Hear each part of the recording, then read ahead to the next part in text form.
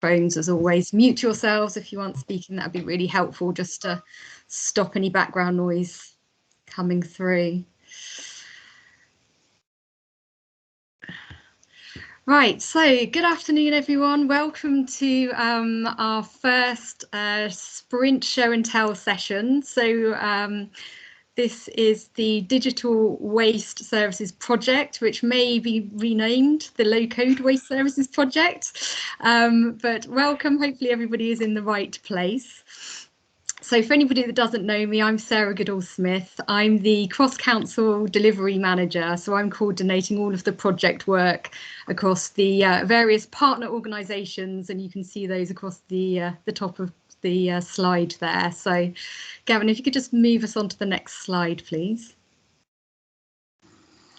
So this is our agenda for today. I don't think we're going to need an hour, so we may be able to give you back the gift of time, but we'll see how we go. Depends on how many questions we've got. So this is supposed to be a two-way flow of information. This isn't just about us talking and showing you what we've been doing over the last couple of weeks. So please do, raise any questions, any concerns. We've got the chat feature there, so please drop any questions into the chat as we go along, and we'll then pick those up as we go. And there is some time at the end to pick up anything we haven't covered along the way.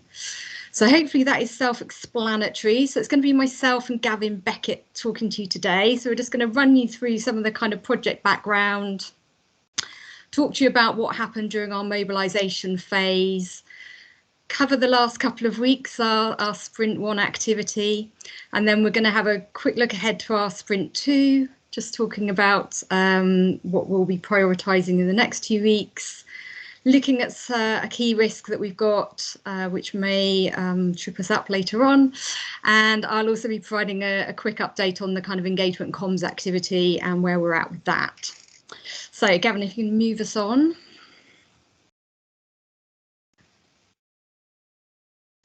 So this is just a reminder, I'm sure most of you are aware of this, but the project was funded through the Department for Levelling Up Housing and Communities Local Digital Fund. So that was under theme 1 of round 5, which was the development platforms theme. So we were awarded £350,000 back in November. And since then, the team have been working hard to get everything in place and get us up and running, ready to go. So this is obviously a collaborative project. We've got quite a lot of people here today. So there's 5 partner local authorities, and PlaceCube, our supplier. So they're the ones doing all of the kind of technical work. And this is a beta phase project. So it's building on previous discovery and alpha phases that were undertaken by each of the local authorities. So in a beta, we're actually building something and taking it live, which is very exciting. So yeah, just to make sure everyone is aware, that is where we're at. So next slide, please, Gavin.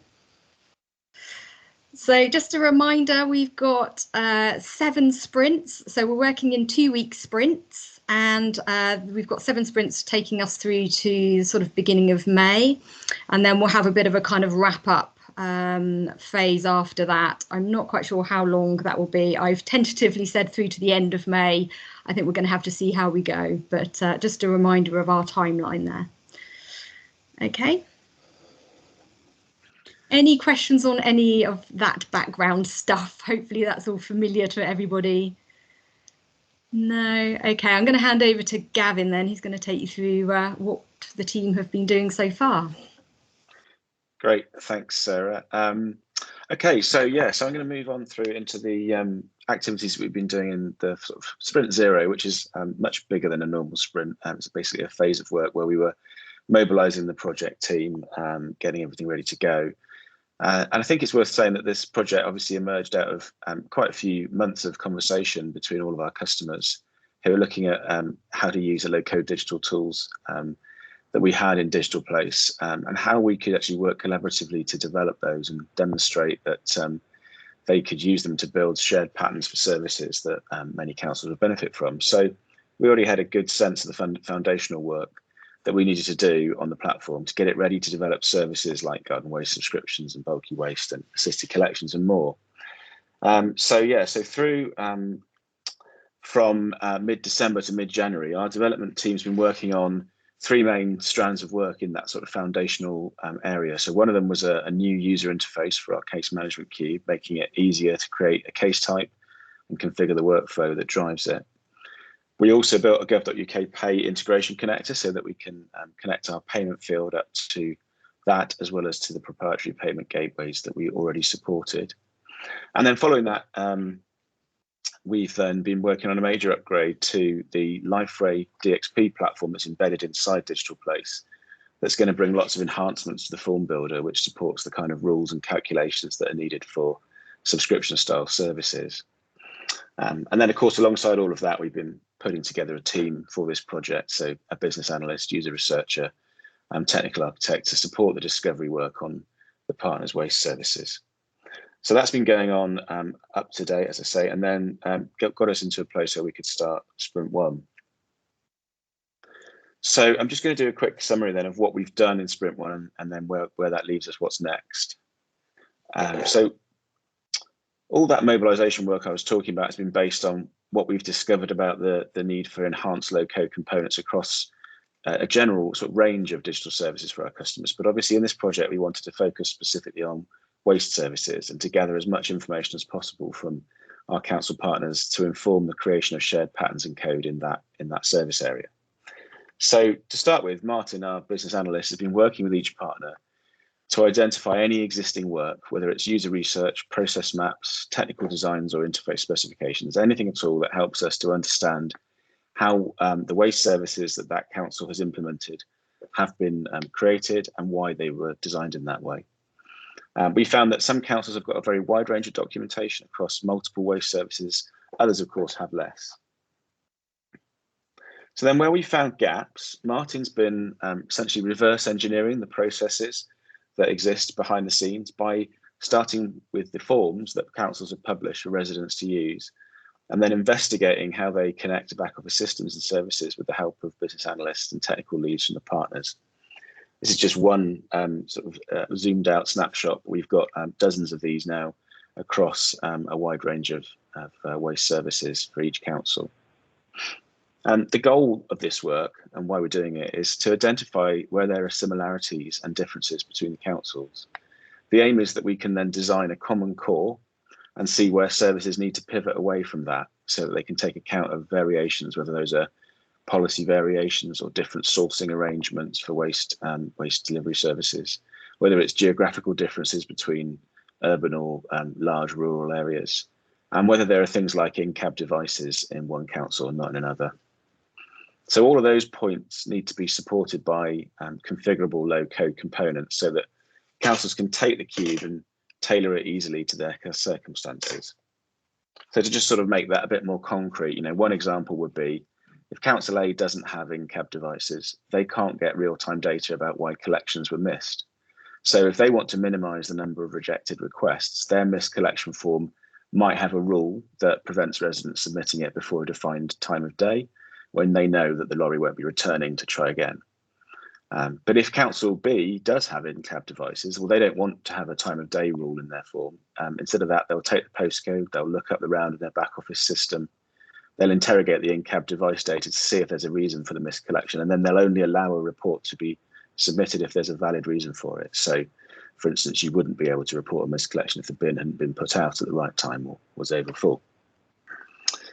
So we need to know that, and then we can use that in the design of the services and the configuration of the low-code components. So that's essentially where we've been. What we're doing next, so there've been a few more gaps in the documentation of existing services than we might have anticipated.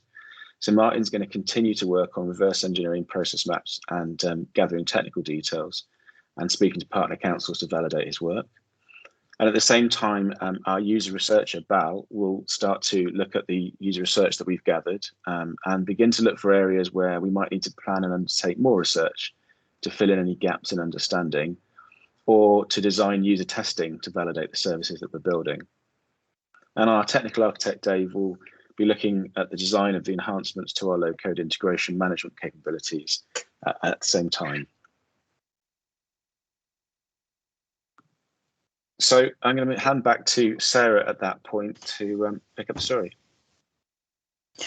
So I guess, yeah, this is something everyone is already well aware of, but really one of the key risks that we've got is just the availability of people to kind of input to the work and shape the work. So various reasons for that. People are sort of assigned part-time onto the project, juggling day jobs and other projects. But we are also aware that this week is half term.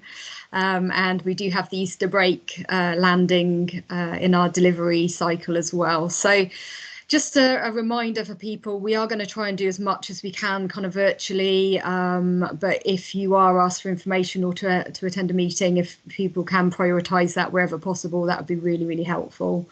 We are on a relatively tight timeline, so yeah, that's one of our biggest risks.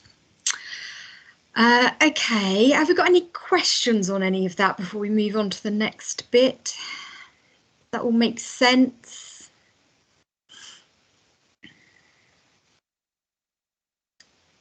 I'm assuming the silence and tumbleweed is indicating yes. So Gavin, can you move me on to the next slide, please?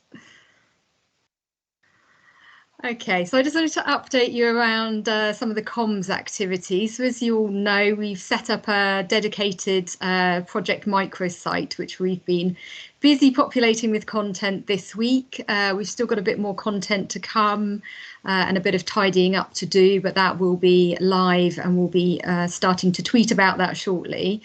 So for those of you that are on Twitter, we'd really appreciate it if you could follow our account and also retweet anything that we put out. That would be great. And I know that Leon from DLUC has let me know that they will be amplifying our comms as well and retweeting things as we go. So just a reminder, we'll be creating more content obviously over the coming sort of 12 or 14 weeks. So if anybody's got any ideas, anything they'd like to blog or vlog about, if anyone would like to get in front of the camera for a couple of minutes and talk rather than write, that would be great. We will be looking for more content to share on there over the coming weeks.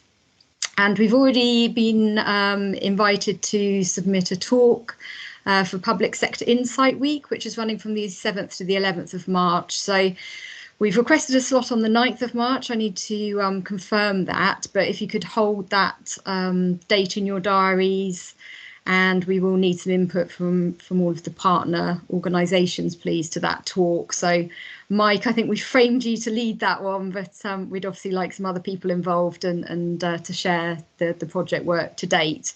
Obviously going to be quite early days, but it would be good to be out there and talking about the project and what the team are doing. So just a reminder on that one. So can you move me on, Gavin? Right, and just these are our future show and tell sessions. So we have now scheduled these in. They are every 2 weeks. We've managed to find a regular slot for them. Hopefully you've all got invites for these sessions in your diary, but if not, shout and we'll send those on to you. The only one that hasn't been scheduled yet is the final kind of beta phase wrap up, final review session. So we'll have a look for an appropriate date and time a bit nearer the time for that, I think. So that will be where we're sharing all of the project outputs and all of the work that has been done through this whole phase. So that was just a reminder of that. So that is it, Gavin. Thank you. So short and sweet. Have we got any questions? Any thoughts? Any concerns?